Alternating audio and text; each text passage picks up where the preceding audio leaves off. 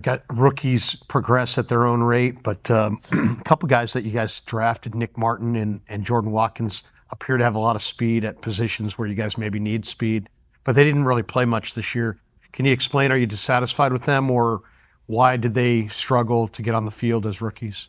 I think the hardest thing was you gotta develop enough to be able to, which the things that we draft those guys for, like everything that we wanted to draft them for, they do have.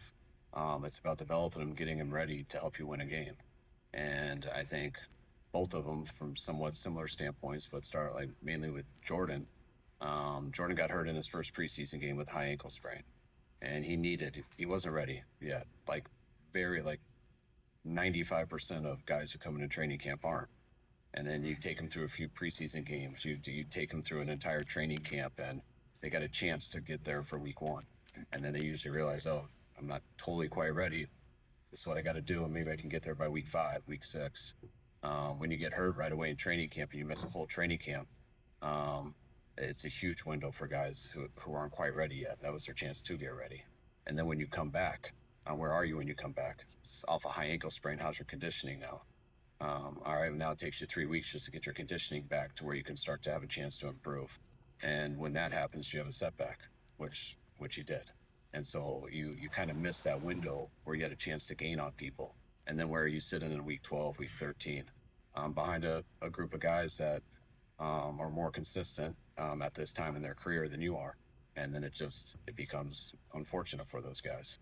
You have a losing season, you're totally out of stuff, like, and you just want to give guys chances, and that's all right.